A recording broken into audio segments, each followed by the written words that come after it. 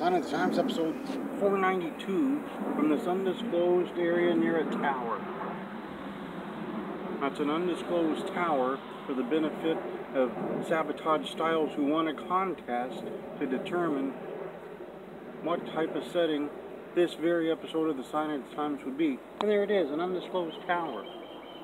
He gave a very disclosed specific tower, but that was not going to be able to happen. So he gets that tower right there, which is green. Green. Now, if Sabotage wants to climb that green tower and say, look at me, I've climbed this green tower, and then have to climb back down that tower with his weakened heart, that's up to him. Look at my brand new mask I got, the Smothers Brothers. Look at that. You can wear the Smothers Brothers right there. They got kicked off of television at one point. They sure did. Yeah, Tom and Dick Smothers, the Smothers Brothers. There's Chicken Bob. Look at that. Chicken Bob, he's not going to climb that tower. He sees all those stairs up there. It'd probably take half an hour easily to climb to the top of that thing. He's not going to do that, not even for Sabotage Styles, who I presume Chicken Bob has met and known. Demon and Bunny coffee. Delicious coffee that Chicken Bob loves. Pamphlet for the Sign of the Times. Ever show me a pamphlet? Book I got for Petrov if I ever see him again, which is not likely. It's only like a 2.98% chance I'll ever see Petrov again in my lifetime. Slim odds. Book I got for QT out of a little free library. It's called Beneath the Armor of an Athlete. It sure is. By Lisa Whistler. I think QT will enjoy it. He'll probably discuss it with several of our guests on Turnbuckle Turmoil. Current book I'm reading, President's Daughter by Nan Britton.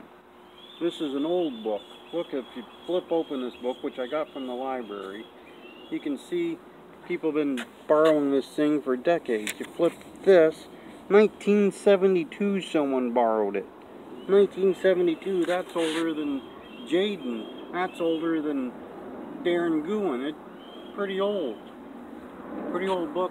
Basically, it's like Stompin Steve's favorite book. It's an inspirational tale for him because this woman stalked Warren G. Harding for her entire life, even after he became president, and then she wrote this book when the Harding family wouldn't give her money for her daughter, which it took until 5 years ago to prove was in fact Warren G. Harding's. That Warren G. Harding was a scoundrel, apparently. Bit of a scoundrel. But Nan Britton wrote all about it in the book. And Stompin Steve like, this is a great book. I think I'll base my life around it. And he did. He sure did. There's old Ken Hamlin throwing a rock through a McDonald's. Ken Hamlin loves throwing rocks through McDonald's. It's one of his great passions in life. And I got a picture of Seymour Snot, proud member of the Gouge roster. I don't know why Ken Hamlin doesn't book Seymour Snot in the Gouge. It'd be nice. Or like to come out here to Northwest Pro. That's what I meant. Seymour Snot from Gouge to come out here. So, Ken Hamlin, if you're listening, maybe you'll book Seymour Snot. Facebook, Instagram, the YouTube, which you might be watching right now. Probably watching it right now saying, after this, I think I'll watch some Seymour Snot videos. It's a good choice. The Twitter, where people can follow me, but not literally. Aries Toretto does. He sure does. And so does Jaden. They both do. Both former members of the role models. There's what it looks like inside the law office of Stephen P. New. Get even with Stephen, if you will. CAC program. Maybe we'll have CAC, maybe we won't. We don't know yet. It's looking like a big disaster, but we don't know. Maybe it'll come together fine. Autograph picture of Kevin Sullivan. There's Paul Freakshine and his buddy pal John Lennon. One of these days I'm going to get Paul to firmly commit to confirming or denying his favorite John Lennon song is Woman. There's Paul and the rest of his freak show. Paul and wonderful Zach, who has not in fact fought J.D. Mason before. Paul and his niece Casey Carlisle. You can get pictures like that at CaseyCarlisle.com. That's CaseyCarlisle.com, home for all your gift giving needs. You can get some of those. Labor Day's approaching, you can get some of those. Look at all the labor that went into holding that many title belts up. That probably took her several minutes to be able to maneuver that. You can get some of those. If you're old enough, some of those. There's a whole wall of belts. QT's favorite, the pillow picture. There she is if you're into smaller things like Mr. Bid. There she is with a large title belt. There she is when she went to Large Title Belt University, home of the fighting titles. There she is with another large belt. And there's a bonus gift I got not long ago. You can get those. Other members of Team Bad Knees. Look at that. And the JB Moonshine t-shirt. If you see JB Moonshine and you have correct change, you can get some of these. If he remembers to bring them to the arena. I don't know why you wouldn't always take your merchandise to the arena. It makes sense. But a busy week this week. I'm not going to climb that tower at any point in this week. Not even attempt it. Nope.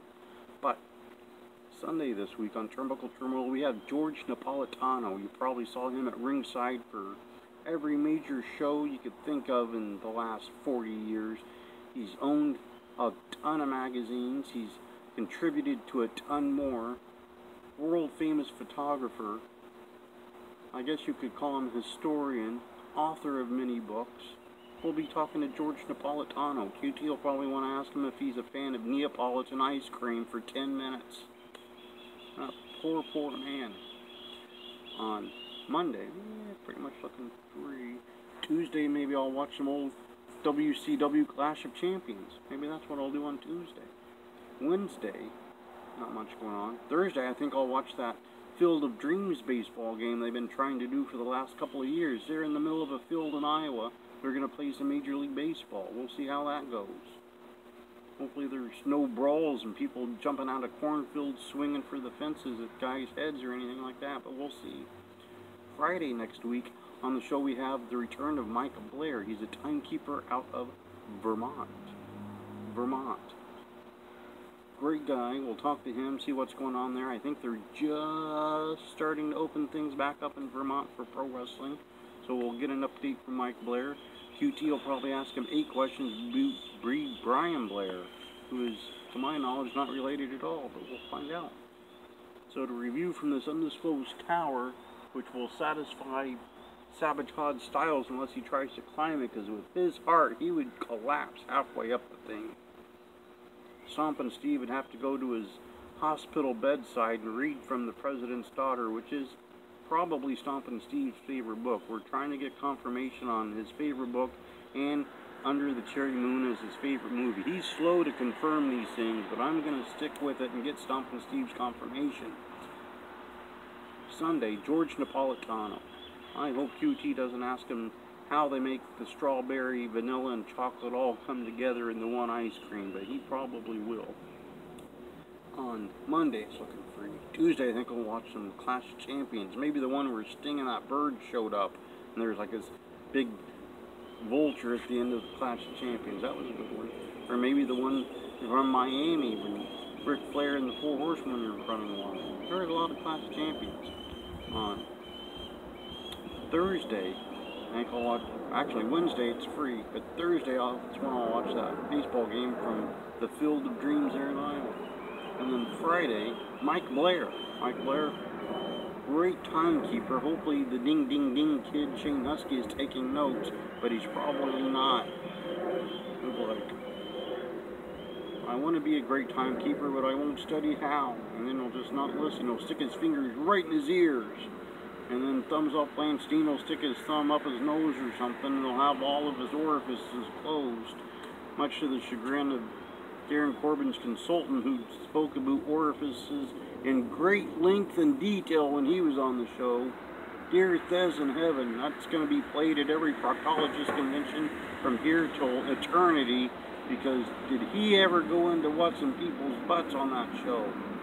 That was a thing that happened. But pretty much episode 492.